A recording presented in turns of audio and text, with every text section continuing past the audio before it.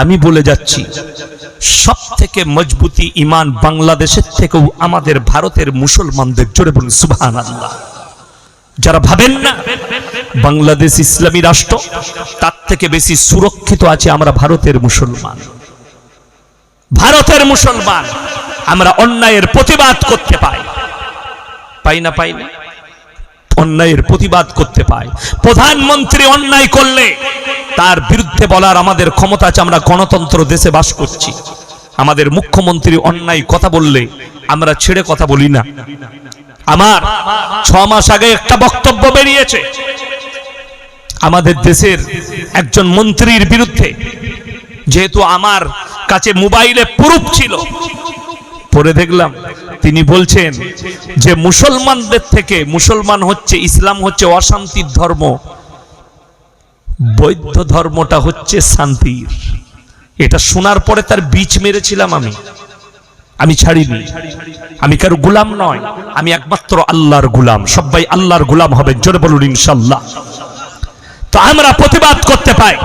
আমাকে আজ পর্যন্ত কেউ কথা বলেনি, কিন্তু আপনাকে দেখিয়ে দেবো বাংলাদেশের জলসাগুলোয় বড় বড় আলেম দিকে স্টেজের উপরে এমএলএ এমপিরা তাদের কলার ধরে নামায়, প্রতিবাদ করে, নেতারা এসে মারে। কিন্তু আমি চ্যালেঞ্জ ছুড়ে বলছি, আমি 2 ঘন্টা কথা বলবো, আমাদের দেশের কোন নেতার আর এমএলএর ক্ষমতা হবে না আমার কলার ধরি তার পিঠের চামড়াটা এখানেই উঠে যাবে, ঠিক কিনা? সে আর বাড়ি যেতে পারবে না। শুধু তাই নয়, কোন প্রশাসন বাবুরু ক্ষমতা নেই, বিনা প্রুফে আমাকে অ্যারেস্ট করবে এবং মজমা শেষ করার আগে অ্যারেস্ট করবে। বাংলাদেশে স্টেজ থেকে ঘাত ধরে নামিয়ে দিয়ে যাওয়া হয় আলেমকে। আমি এটাও বলি, আমাদের দেশের পুলিশ বাংলাদেশের মুসলমান পুলিশদের থেকে অনেক ভালো, অনেক ভালো। বলে দিই, আমার একটা 2 বছর আগে ভাষার মিসস্ট্যান্ডিং হয়েছিল বায়ানের মধ্যে। 2 ঘন্টা 3 ঘন্টা কথা বলি, হতেই পারে একটা রং কথা আমার মুখ দিয়ে বেরিয়ে গিয়েছিল, সেটা ইউটিউবে চলে গেছে। তো সিবিআই রেডারে গেছে নজরে, আমার কাছে ফোন এসছে, কি বুঝলেন, কলার ধরে নিয়ে, এটা যদি বাংলাদেশ হতো না আমার কলার ধরে ডেকে নিয়ে যেত। আমার থানার বড়বাবু সম্মানের সঙ্গে ফোন করলে, স্যার আপনি একবার দেখা করুন, থানায় আসুন। তিনার অফিসে ডাকলেন, চা খাওয়ালেন। স্যার আপনার এটা বহুত বড় মিস্টেক হয়েছে ভাষার, এটা কওমের কাছে খারাপ মেসেজ যাবে, ক্ষতি হবে দুটো সমাজেরই। আমি বললাম স্যার এটা বহুত বড় মিস্টেক, আমি ইউটিউবারকে ফোন করলাম, সঙ্গে সঙ্গে ডিলিট করো, এটাকে মিটাও। মিটিয়ে দিয়েছি, কিন্তু সসম্মানে বলে স্যার আপনি চলে যেতে পারেন। কোনো কথা না, এটা বাংলাদেশ। বাংলাদেশের ওই মুসলমান অফিসারগুলো আলেমদের উপরে টর্চার করছে, জেলের কুঠরিতে ভরে পরিচালনা করছে একজন বেঈমান নেমোখারা। ওই জন্য আমি তার দোষ দেব না যে শরীরে ইহুদি নাসারাদের রক্ত ছুটছে। আপনারা এটা মনে ভাববেন না, কেউ কি যদি হজের ময়দানে দেখতে পান কোনো বেঈমানকে দিয়ে, আপনি মনে করলে নিয়ে মুমিন হয়ে গেছে, কখনো ভাববেন না। বুঝতে পেরেছেন না পারেনি আমার কথাটা? কিছুদিন আগে দেখলাম অনেক ছেলেরা শেয়ার করেছে, শাহরুখ খান নাকি উমরা করতে গেছে, ফটো ছেড়েছে অনেক ছেলেরা। আমাকে একজন হোয়াটসঅ্যাপে পাঠিয়েছে, তারই ভক্ত বুঝতে পারলাম। পরবর্তীতে সে আমি দুটো কথা বলার কারণে ডিলিট করে দিয়েছি। ফটো পাঠিয়েছে, দেখো তুমি আর বিরুদ্ধে বলো এই মুসলমান নয়, উমরা করতে গেছে। আমি বলবো এর নাম সেলফি হাজি। কি হাজি বললাম? সেলফি হাজি। এখন তো বেশিরভাগ সেলফি হাজি আছে, ভালো হাজি খুব কম। সেলফি হাজি মানে কি, মক্কায় যাচ্ছে আর ফটো তুলছে আর ছাড়ছে। মক্কা কাবা ঘর, আল্লাহর ঘর। শুনেলেন কারি তৈয়ব সাহেব রহমাতুল্লাহ আলাই নব্বরাল্লাহু মারকাদা, আল্লাহ তিনার কবরকে নূরে ভরে দেখ, জোরে বলো আল্লাহুম্মা আমিন। তিনি কি বলেছে জানেন? কাবে পে পড়ি জব পহলি নজর, দুনিয়া क्या चीज है भूल गए। যারা আল্লাহর ভয়ে, আল্লাহর মহব্বতে কাবা ঘরে পা রাখবে, কাবা ঘরটা দেখা মাত্র দুনিয়ার সব জিনিস ভুলে যাবে আর চোখ দিয়ে দরদর করে পানি পড়বে। কেন?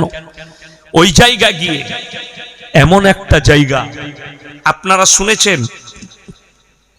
দেওবন্দের কোন উস্তাদ উমরা করতে গেছে, পেপারে কিংবা মোবাইলে দেখেছেন আপনারা? কথা বলে না কেন? দেখেননি? সাহারানপুরের ফুরফুরার কোন হুজুর যাচ্ছে, ফেসবুকে ছেড়েছে যে আমি উমরা করতে যাচ্ছি, যাইনি, ছাড়েনি। কেন? উলামারা তারা যায় না উমরা করতে? সবাই যায়, কিন্তু তারা কিন্তু সেলফি হাজি নয়। উলামারা, হুজুররা কিন্তু সেলফি হাজি নয়, ওই জন্য ফটো ছাড়ে না। আমাদের দেশে দুটো টাকা হয়েছে, দুটো পয়সা করে হজ করতে যাচ্ছে খালি এয়ারপোর্টে, সালামু আলাইকুম, হজ করতে চললাম, দোয়া করবেন। বে তোর হজই হবে না, তুই তো সেলফি হাজি। হজ কাকে বলে শোনো, কেউ জানতে পারবে না। তুমি কাবা ঘরে নামা মাত্র, যখন নামাজ, কাবা ঘর হচ্ছে ইবাদতের জায়গা, 1 রাকাত নামাজ যদি কাবা ঘরে কেউ পড়ে, 1 লাখ রাকাত নামাজ নেকি তার নামায় আমলে দেওয়া হয়। জোরে বলুন সুবহানাল্লাহ। কেউ যদি মদিনায় 1 ওয়াক্তের 1 রাকাত নামাজ পড়ে, তার নামায় আমলে 50,000 রাকাতের নেকি লেখা হয়। আমার ভাই, নবীজি সাল্লাল্লাহু আলাইহি সাল্লামের রওজা মুবারক যারা জিয়ারত করবে আর বলবে, আল্লাহ যখন দরুদ পাঠ করবে, আমার নবীজি বলবেন, ওগো আল্লাহ, যারা আমার উপরে দরুদ পাঠ করেছে তুমি তাদের মাগফিরাত করে দাও, তখন তুমি মাসুম হয়ে যাবে। জোরে বলুন সুবহানাল্লাহ। আর তুমি যদি রওজার সামনে গিয়ে জিয়ারত করা বাদ দিয়ে ফটো তুলে, বাপ ভিডিও কল করেছে বেটাকে, একদম দাঁড়িয়ে আছিস সামনে নবীজির কবরটা, তোর নাম সেলফি হাজি। বড় কষ্ট লাগে না? সেলফি হাজি হবেন না, উমরা করতে যান। আর সব থেকে বড় দোষের কি জানে? কালিকাপুর মাদ্রাসা আপনাদের কাছে, ওখানে এমন এমন শিক্ষক আছে যাদের জুতো সোজা করতে হবে। আমাকে জিজ্ঞেস করবেন, সকালে গিয়ে ইয়াসিন ভাই বলে গেছে, আপনারা ফরজ নামাজ আগে পড়েন না নফল আগে পড়েন? কথা বলে না? ফরজ আগে পড়েন, কিন্তু আমাদের দেশের লোক নফল আগে পড়তে চায়। বুঝতে পারেন আমার কথাটা? হজ ফরজ হয়ে গেছে, এজেন্টরা বলছে হজ করার আগে তুমি একবার উমরাটা করে নাও, তুমি বুঝতে পেরে যাবে কিরকম কি ডিজাইন আছে। পটায় সেই এজেন্টটা তো পয়সা কামাবার জন্য করছে, দালাল। সব জায়গায় দালালি ভারতবর্ষে, এই হজেতেও দালালি আছে। রাগ করবেন না, বাস্তব কথা বলছি। 100টা এজেন্ট ঘুরে বেড়াচ্ছে যার টাকাওয়ালাদের পেছনে। ও তুমি উমরা করনি? আমি আছি, আমাকে দাও পাসপোর্ট গুলো, তোমাকে আমি কালকে উমরা করিয়ে দিচ্ছি। বড় কষ্ট লাগে। এবার তাকে জিজ্ঞেস করলি যে তুমি এত টাকার মালিক, তোমার তো হজ ফরজ হয়ে গেছে, তুমি ফরজ হজ করনি, আগে ফরজ হজ করো। আগে ফরজ পড়বে না নফল পড়বে? ই বলছে আগে নফল পড় তারপরে ফরজ পড়বি। তো সেই ঝাঁটা খাবে না? খাবে না। যাদের হজ ফরজ হয়ে গেছে তাদের উমরাই যাওয়া আর শিলিগুড়ি, দার্জিলিং আর দীঘাতে ঘোরা দুটোই সমান। লিখেলেন, কাগজটাকে নোট করুন, কালকে কোনো মুক্তিকে জিজ্ঞেস করবেন, আমি বলে যাচ্ছি। উমরা করতে যাবে, তোমার হজ ফরজ হয়ে দাঁড়িয়ে আছে, আগে ফরজ হজ করো, তারপরে 100 বার উমরা করবে। বড় কষ্ট লাগে। যারা হজ করতে যায় তারা কে জানে? বিশ্বাস করুন, আমি বাস্তব কথা বলে যাচ্ছি। আপনারা আমাকে কি ভাবছেন জানি না। আমাকে যদি এখন, আমি ফরজ হজ করিনি, আমি যখনই হজ করতে যাব, আমাকে যদি এখন কেউ জিজ্ঞেস করে হজের সব নিয়মগুলো একটু বলে দেন, আমি বলছি আমি জানি না। বিশ্বাস করুন, আমি একদম সত্য কথা বলছি, আমি জানি না। আমি জানি না। কেন? কিতাব পড়ার প্র্যাকটিক্যালটা বহুত পার্থক্য আছে। প্র্যাকটিক্যালটা বহুত পার্থক্য আছে। ওই জন্য বাবা, আপনি ট্রেনিং নেন, সব শিখে যাবেন, কিন্তু ফরজ আগে করবেন। যেমন আমি বলে দিই, আমাদের দেশের লোক এত দুর্বল। আপনাদের এখানে জানাজার নামাজ হয় না? মানুষ মরে গেলে এলান করলে জোহরের পরে জানাজা হবে। এলান হয়ে গেল, জোহরের পরে জানাজার নামাজ। কিন্তু দুঃখ কি জানেন? জোহরের নামাজের পরে জানাজা হবে, মসজিদে উজু করে মুসল্লিরা বসে নামাজ পড়বে। মসজিদে নামাজ হচ্ছে, আর একদল লোক থাকে তারা উজু করে মসজিদের বাইরে বসে থাকে, হজরতরা জানাজা পড়বে। ঠিক বলছি না?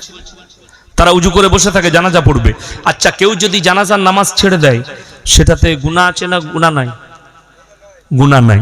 কিন্তু কেউ যদি ফরজ নামাজ ছাড়ে, আমার নবী, বিশ্ব নবী বলেছেন, যার নামাজ নাই তার ইসলাম নেই। আমার নবীজির হাদিস, যার নামাজ নেই তার ইসলাম নেই। আর তুমি এই জন্য বড় পাপী, তোমার চোখের সামনে জোহরের নামাজ হচ্ছে আর তুমি নামাজ ছেড়ে দিচ্ছ, আর জানাজা পড়তে চাইছো ফরজে কিফায়া, যেটা ছেড়ে দিলে গুনাহ নাই। আর জোহরের নামাজ তোমার চোখের সামনে। যদি বলেন হুজুর আমরা তো দোয়া জানি না, দরুদ জানি না, নামাজ জানি না, আরে কমপক্ষে ইমামের সঙ্গে সেদিনে মাথাটা তো ঠুকে নাও। যদি আল্লাহ কবুল করে নেয় তুমি সব শিখে যাবে। আল্লাহর নবীর সাহাবীরা দিন জানতো না, নবীজি শিখিয়েছেন কালমা পড়ার পরে। আল্লাহর নবীর সাহাবীরা নামাজ জানতো না, নবীজি সাল্লাল্লাহু আলাইহি সাল্লাম শিখিয়েছেন। শুনেলেন, সাহাবীদের একটা ঘটনা শুনলেই বুঝতে পারবেন যে আপনি না জানার পরেও আপনি মাথা ঠুকবেন আর ইমামকে বলবেন, হুজুর আমাকে প্রত্যেকদিন একটা করে সূরা মুখস্থ করিয়ে দেন, দোয়াটা শিখিয়ে দেন, সানাটা শিখিয়ে দেন, দরুদটা শিখিয়ে দেন, আপনি নামাজটা শিখে যাবেন। আমার ভাই, আল্লাহর নবী সাল্লাল্লাহু আলাইহি সাল্লাম মসজিদে নববীতে মেম্বারে বসে আছেন, সাহাবীরা বসে আছেন। একজন ব্যক্তি নতুন ঈমান এনেছে। সে কি বলছে জানেন? ইয়া রাসূলুল্লাহ, আমি ঈমান তো এনেছি কিন্তু সব করতে পারবো, নামাজ পড়বো, রোজা রাখবো, সব মানবো, একটা কাজ কিন্তু আমি ছাড়তে পারবো না। কি কাজ? বলে আমি প্রত্যেকদিন ব্যভিচার করতে চাই, এটা আমার নেশা, আমি যে কোনো মেয়ের সঙ্গে ব্যভিচার করব। হযরতে উমর ফারুক রাদিয়াল্লাহু তাআলা আনহু তলোয়ারটা তুলে দাঁড়িয়ে গেছেন, টুকরো টুকরো করে দেব, ইয়া রাসূলুল্লাহ হুকুম দেন। নবীজি বললেন, উমর ঠান্ডা হও, ক্ষান্ত হও, বসো। তাকে ডাকলেন, সেই সাহাবীকে, শোনো, হে আমার সাহাবী, তুমি আমার কাছে এসো। পিঠে হাত রেখে নবীজি বললেন, তোমার মায়ের সঙ্গে যদি কেউ ব্যভিচার করে, ইয়া রাসূলুল্লাহ, আমি রক্তের শেষ বিন্দু পর্যন্ত লড়াই করব। তোমার বোনের সঙ্গে যদি কেউ করে, তাকে টুকরো টুকরো করে দেব। তোমার মেয়ের সঙ্গে যদি কেউ করে, ইয়া রাসূলুল্লাহ, তার গর্দনটা আলাদা করে দেব। আমার নবীজি বললেন, হে আমার সাহাবী, তুমি যার সঙ্গে ব্যভিচার করবে সে কারুর মা, কারুর বোন, কারুর বেটি, কারুর স্ত্রী।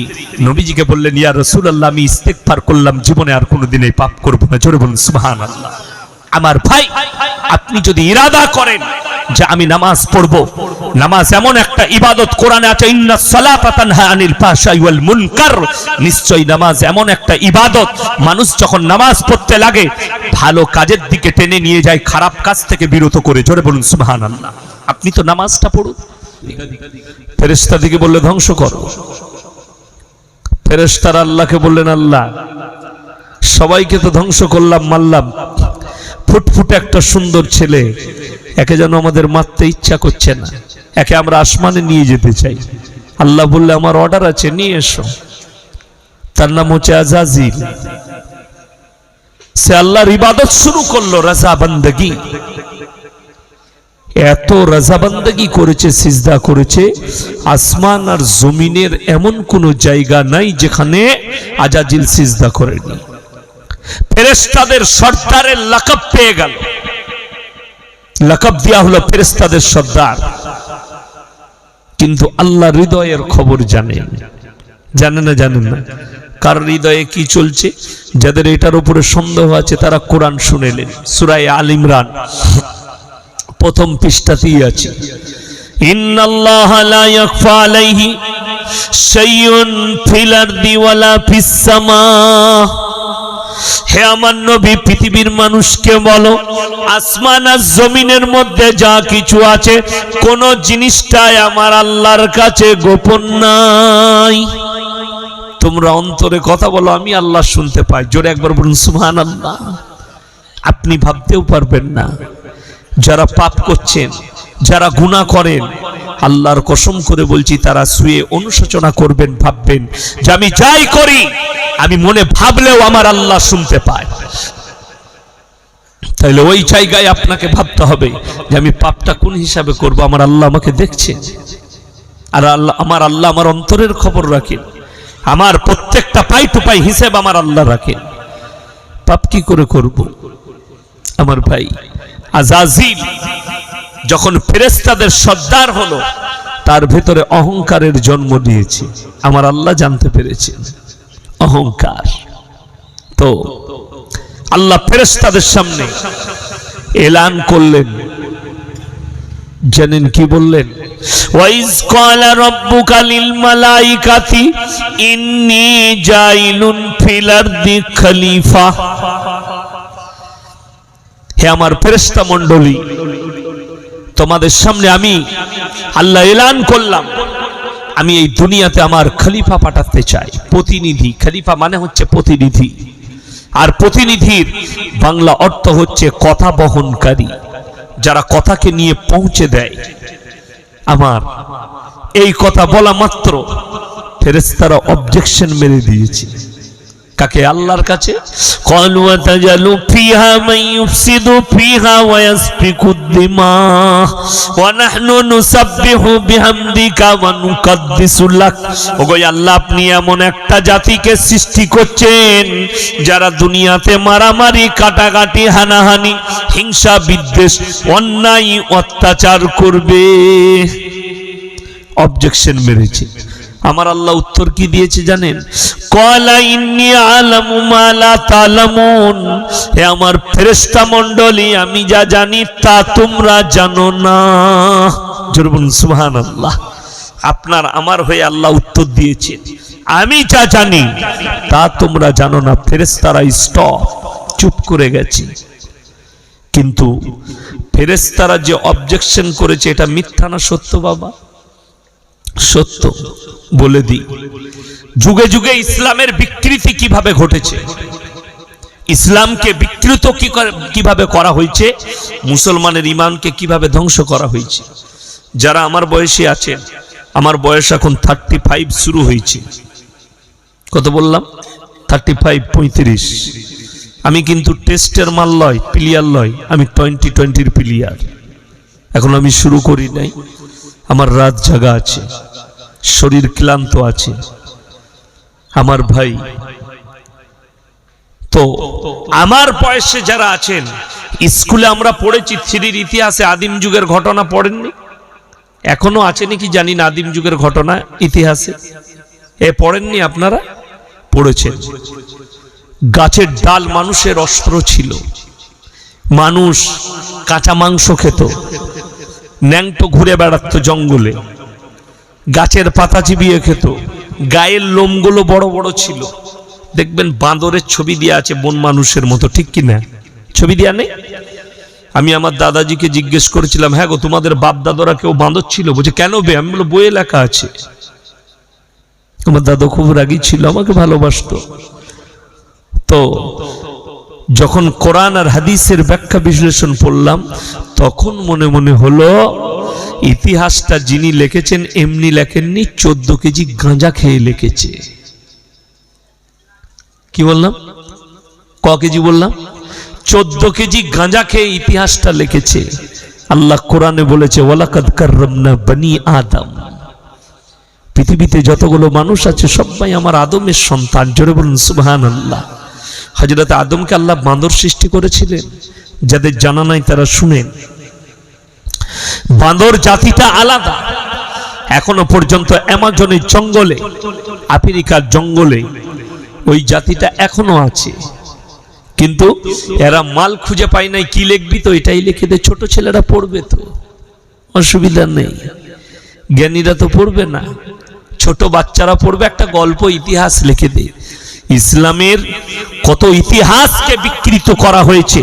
ওই জন্য ভারতের ইতিহাসের পাতায় মুসলমান স্বাধীনতা সংগ্রামীদের নাম নেই। কত বড় বড় আলেম এই দেশের জন্য প্রাণ দিয়েছেন, তাদের নাম ইতিহাসের পাতা থেকে মুছে দেওয়া হয়েছে, যেহেতু ইতিহাস নিজের মতো বানিয়ে লেখা হয়েছে।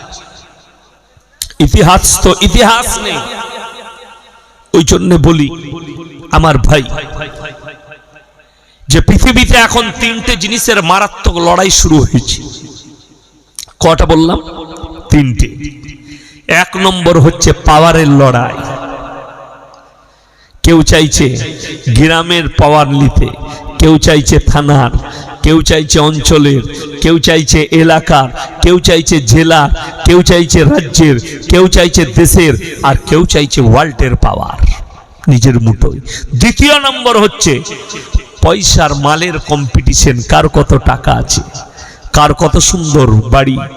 কিয়ামতের আলামতের মধ্যে একটা বড় আলামত, মাদ্রাসা, মসজিদ আর বাড়ি নিয়ে মানুষ কম্পিটিশন করবে। কার পাড়ার মসজিদটা কত সুন্দর, কার পাড়ার মসজিদে কত দামি মার্বেল আছে, কার ঘরটা কত দামি, এই কম্পিটিশন চলবে। এখন চলছে না চলেনি? কলকাতায় চলুন, একটা বড় লোক আর একটা বড় লোকের দেখে, ও কত দামি মার্বেল লাগিয়েছে, বলে 500 টাকা স্কয়ার ফুট। বলে আমার খোঁজ ওর থেকে দামি কোনটা আছে, আমি 1000 টাকা স্কয়ার ফুট লাগাবো। কেউ যদি 1000 লাগায় তো সে বলছে এক কাজ কর, ওর থেকে দামি কি আছে বার কর, সেটা লাগাবো। অবাক হয়ে যাবেন। গাড়ি কলকাতায় দাঁড়ালে বুঝতে পারবেন, কেউ BMW, কেউ মার্সিডিজ, কেউ অডি, দামি দামি গাড়ি চাপছে। কম্পিটিশন শুরু হয়েছে, দুটো পয়সা পাওয়ার, আর একটা হচ্ছে কিসের কিসের ক্ষমতার। সব শক্তি তৈরি করছে, পরমাণু শক্তি, অস্ত্র ভান্ডার, আর কি করে দেখাচ্ছে, খালি বর্ডারে খেলছে। ভারতের F-15 চীনের বর্ডারে একবার খেল দেখিয়ে দিলে ভারতের সেনারা, দেখো আমাদের শক্তি প্রদর্শন, এমন মারবো না বুঝতে পারবি। আর একটা দেশ দেখাচ্ছে যে আমার দেখলে আমার হেলিকপ্টার আছে, আমার রেডার আছে, সবাই পরিদর্শন করছে, নিজের নিজের শক্তির পরিদর্শন পৃথিবীর মানুষকে দেখাচ্ছে। আল্লাহর কসম করে বলছি, সব থেকে পৃথিবীর পাওয়ারফুল হচ্ছেন আমার আল্লাহ রব্বুল আলামিন। জোরে বলুন সুবহানাল্লাহ। তার একটা নমুনা দিই, হে আমার বিশ্বনবী, পৃথিবীর মানুষকে বলো আপনি কি দেখেননি আব্রাহা বাদশা যখন হস্তি বাহিনী নিয়ে কাবা ঘর গুড়াতে এসছে, কাবা ঘরকে গুড়িয়ে দেব। আলাম তারা কাইফা বায়ালা রব্বুকা বিআসহাবিল ফিল, হস্তি বাহিনী নিয়ে কাবা ঘরকে গুড়িয়ে দেব, কাবা ঘরকে মিটিয়ে দেব। আল্লাহ তাআলা বললেন, হে নবী আপনি কি দেখেননি তৈরন আবাবিল, তাদের উপরে মিসাইল ফেলিনি, ফেরেশতা পাঠাইনি, তাদের উপরে আসমান থেকে মিসাইল ছুড়িনি। আমি আল্লাহ রাব্বুল আলামিন খালি ছোট ছোট পাখিকে হুকুম দিয়েছি, মুখে করে পাথর নাও আর আসমান থেকে নিক্ষেপ করো হস্তি বাহিনীর উপরে। তারা পাথর ফেলেছে, কাবা ঘরে পৌঁছানোর আগে আমি আল্লাহ হস্তি বাহিনীকে ধূলিসাৎ করে মাটির সাথে মিশিয়েছি। জোরে একবার বলুন সুবহানাল্লাহ। আল্লাহ রব্বুল আলামিন শুধু তাই নয়, কোরআনে আছে ক্বালাল মালাউল্লাযীনা ইসতাকবারু মিন কওমিহি লাইন ইত্তাবা'তুম শুআইবান ইন্নাকুম ইযাল্লা খাসিরুন। হযরত শুআয়ব নবীর কওম তারা বললে, শোনো, তোমরা যদি শুআয়বের আল্লাহকে বিশ্বাস করো, শুআয়বকে নবী হিসাবে বিশ্বাস করো, তাহলে তোমাদিকে ক্ষতিগ্রস্ত করা হবে, কতল করা হবে, মার্ডার করা হবে। আল্লাহ বললেন, এত বড় আস্পর্ধা, হে আমার শুআয়ব নবী তুমি সরে যাও।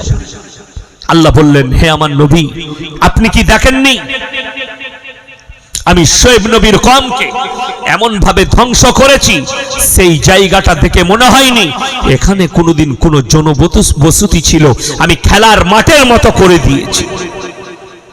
আল্লাহর কসম করে বলছি মুসলমান, আল্লাহ তাআলা ওই জাতিকে ধ্বংস করে দেয় যারা আল্লাহর অবাধ্যতা করে।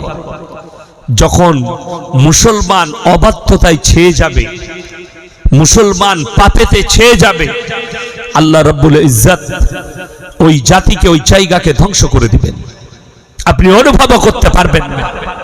কোরআনে আছে ওয়া কাম মিন কারিয়াতিন আহলাকনাহা ফাজাআহা বাসুনা বায়াতান আও হুম কাইলুন। যারা ভাবছেন বন্যা হলে উঁচু জায়গায় পালিয়ে যাব, যারা ভাবছেন বৃষ্টি হলে আমরা পালিয়ে যাব, যারা ভাবছেন যে যদি বজ্রঘাত পরে পালিয়ে যাব, ভূমিকম্প হলে পালিয়ে যাব, আল্লাহর কসম করে বলছি, ওই জন্য আল্লাহ ওয়াদা করলেন, হে নবী আমি যখন কোনো জাতিকে ধ্বংস করি নির্দিষ্ট সময়ে করি, যাতে তারা পালাবার সময় না খুঁজে পায়। হয় যে কোনো জাতিকে ধ্বংস করেছি হয়তো দ্বিপ্রহরে মানে দুপুর বেলায় যখন তারা আরামরত অবস্থায় ছিল, কিংবা রাতের অন্ধকারে যখন তারা গভীর নিদ্রায় ছিল, তখন আমার আযাব তাদের কাছে পৌঁছেছে যাতে করে পালাবার রাস্তা খুঁজে না পায়। যারা পালাতে চাইছেন তারা কোরআন শুনে। আমার আল্লাহ রাব্বুল আলামিন কোরআনে বললেন, হে আমার নবী ইয়া আইয়ুহান নাসু তাকু রাব্বাকুম ইন্না জালজালাতাশ শাতি শাইউন আযীম। হে আমার বিশ্ব নবী, জালজালা মানে হচ্ছে ভূমিকম্প। আমি এমন একটা দিন আসবে ভূমিকম্পতে গোটা পৃথিবীটা তছনছ করে দেব। আমার নবী বিশ্ব নবী বলেছেন, ও আল্লাহ রাব্বুল আলামিন সেদিনে পৃথিবীর মানুষের নরনারীর অবস্থাটা কেমন হবে? আমার আল্লাহ বললেন, হে আমার বিশ্বনবী, তুমি আমার কোরআনকে জিজ্ঞেস করো, ইয়াউমা তারাউনাহা তাযহালু কুল্লু মুরদিয়াতিন আম্মা ওয়ারদাত ওয়া তাদা কুল্লু দাতিন হামলিন হামলাহা ওয়া তারান নাসা সুকারা ওয়া মা হুম বিসুকারা ওয়ালাকিন্না আযাবাল্লাহি শাদীদ। হে আমার বিশ্বনবী, পৃথিবীর মানুষকে বলো, যখন আমি আল্লাহ রাব্বুল আলামিন যখন ধ্বংসের লীলা খেলা শুরু করব, যারা গর্ভবতী 1 মাসের বলো, 3 মাসের বলো, 9 মাসের বলো, আর 10 মাসের গর্ভবতী বলো, আমি আল্লাহ রাব্বুল আলামিন আমার আযাবের ভয়ে তারা বাচ্চা প্রসব করে দেবে। রাস্তায় রাস্তায় ছুটবে, কিন্তু বাচ্চা প্রসব করবে, রাস্তায় বাচ্চা পড়ে যাবে। 3 মাসের গর্ভবতী সেও গর্ভধারণ করে ফেলবে। আমার ভাইয়েরা, আমার মায়েরা, বোনেরা, আমার আল্লাহ রাব্বুল আলামিন আবার বললেন, হে নবী শোনো, শুধু তাই নয়, দুধ পিলানে বালি মা বাচ্চাকে বিছানায় নিয়ে দুধ পান করাবে, বাচ্চা বিছানায় পড়ে থাকবে, মা রাস্তায় রাস্তায় নিয়ে ছুটবে। আর পৃথিবীর নরনারীর অবস্থা হবে যেমন মাতাল মদ খেলে পাক খেয়ে খেয়ে পড়ে যায়, ওই রকম তারা মাতালের মতো পড়বে, কিন্তু পালাবার কোনো রাস্তা পাবে না। আমার আযাব থেকে পালাবার রাস্তা এই জন্য পাবে না। আপনাদের মনে আছে জাপানের ভূমিকম্প, নেপালের ভূমিকম্প মনে নেই আপনাদের? ঝটকাটা আমাদিকেও মেরেছিল, একটু মারেনি? সবাই বলছে মাথা ঘুরছে। আমি তখন গুজরাটে পড়তাম, আমরা অনেকজন 24 পরগনার অনেক সাথী ছিল, খাস করে আমার খাস বন্ধু মরহুম কারি আলামিন, বুড়িপুকুরে বাড়ি, আমার খুব অন্তরের মানুষ ছিল, আল্লাহ ওনাকে জান্নাতি করুক বলুন আমিন। আমার খুব কাছের, এক বিছানায় আমরা দীর্ঘদিন শুয়ে কাফলেতায় পড়াশোনা করেছি। কারি ইসমাইল সাহেব বিসমিল্লাহর মাদ্রাসায় প্রথম জীবন থেকে। তখন একটা ভয়ঙ্কর ভূমিকম্প হয়েছিল গুজরাটে, আমরা তখন ছিলাম। কচবুজ বলে একটা জায়গা আছে, ওই জায়গাটা আমরা, যেদিনে ভূমিকম্প হয় দিনটা ছিল শুক্রবার। কিবার বললাম? শুক্রবার। আমার খুব মনে আছে, ফজরের পরে মাদ্রাসার তালবিলিমরা খেলা করে, শুক্রবার ছুটির দিন থাকে। তো আমরা ময়দানে ক্রিকেট খেলাচ্ছিলাম, তো হঠাৎ করে যে বল করছে সেও বলছে আমার মাথা ঘুরছে, সবাই বসে গেলাম। মাদ্রাসার বিল্ডিংটা ছোটখাটো বিল্ডিং নয়, কমপক্ষে আপনার 100 ফুট লম্বা, 150-200 ফুট লম্বা বিল্ডিং। সেই বিল্ডিংটাকে পুরো আমরা দেখতে পাচ্ছি যেন সাপের মতো নাচছে। আমরা আল্লাহু আকবার আল্লাহু আকবার পড়তে লাগলাম। ভূমিকম্প থেমে গেল, এসে দেখলাম মাদ্রাসায় কেউ পায়খানায় পড়ে গেছে, যে বাথরুমে ছিল সেখানেই পড়ে গেছে, যে গোসলখানায় ছিল সেখানেই পড়ে গেছে। এসে দেখলাম কিছু কিছু জায়গা ফেটেছে, কারোর ক্ষয়ক্ষতি হয়নি। পরক্ষণে খবর আসছে যে মারাত্মক ক্ষতি হয়েছে কচবুজ। সেখানে আমরা গিয়েছিলাম শিক্ষকদের সাথে। সেই জায়গাটা যাওয়ার পরে, দেখার পরে আমাদের চোখ দিয়ে পানি ছাড়া আর কিছু বেরিয়েনি, মুখ দিয়ে কোনো ভাষা ছিল না। কেন?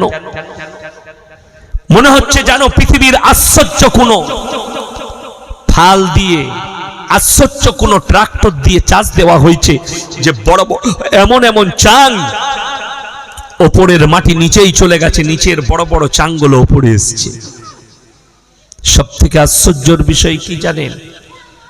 মসজিদ দাঁড়িয়ে, মসজিদের পাশে 5 তলা বিল্ডিং মাটির নিচে। সব থেকে আশ্চর্য এটা, মসজিদ দাঁড়িয়ে, সেখানে যে মানুষগুলো বেঁচে গেছে, ফজরের পরে পরে যখন নেমোখারামরা ঘুমাচ্ছিল তখন আল্লাহ দিয়েছে। নিদ্রায় অনেক মানুষ মারা গেছে, বের হতে পারেনি।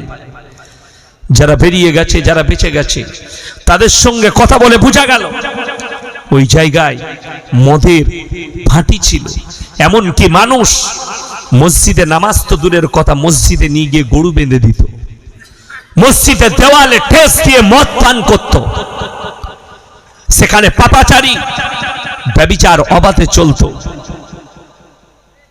তাদের চোখের কান্না, চোখের পানি আমরা দেখে আমাদের চোখে পানি এসছে, কিন্তু আল্লাহর কসম করে বলছি, যে জায়গায় ব্যভিচার, মদ, গাঁজা, গুনার কাজ বেড়ে যাবে, আল্লাহ তাআলা ওই জায়গাকে ওইভাবে ধ্বংস করে দিবেন, ওইভাবে ধ্বংস করবেন। আপনি খবর নেন, যতগুলো সমুদ্র সৈকত আছে, যখন সুনামি হয় ওই জায়গাগুলোকে আল্লাহ ডুবিয়ে দেয়। এই জন্যই সব থেকে বড় পাপ হয় ব্যভিচার, জিনার পাপটা হয় সমুদ্র সৈকতগুলোই। জানেন আপনি, শয়তান এমনি হয়নি। আল্লাহ রাব্বুল আলামিন হযরত আদম আলাইহিস সালাতু ওয়াস সালামকে সৃষ্টি করলেন নিজের কুদরতে। জোরে বলুন সুবহানাল্লাহ। কোথায় রেখেছিলেন জানেন? আদম আলাইহিস সালাম কোথায় ছিলেন? কথা বলুন, কোথায়? জান্নাতে। আল্লাহ কোথায় রেখেছিলেন বাবা? জান্নাতে ছিলেন হযরত আদম আলাইহিস সালাতু ওয়াস সালাম।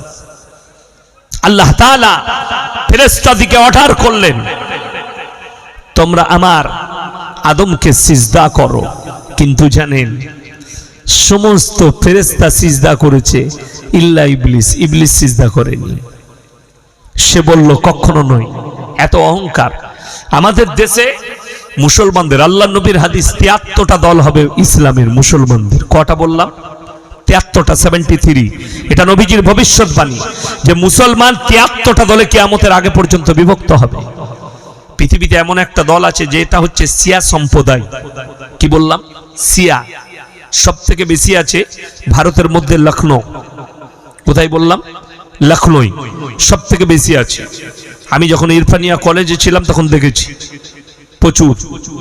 একটা মহল্লা আছে ওদের, কাশ্মীরি মহল্লা। তো আমি একটা মসজিদের নিচে আমার রুম ছিল, শিয়াদের বিরাট বড় মসজিদ। তো আমি ওই মসজিদের 2 ওয়াক্তের ইমাম ছিলাম। দরগায়ে হায়দার বখশ নামাজ পড়তাম, ফজর আর এশা।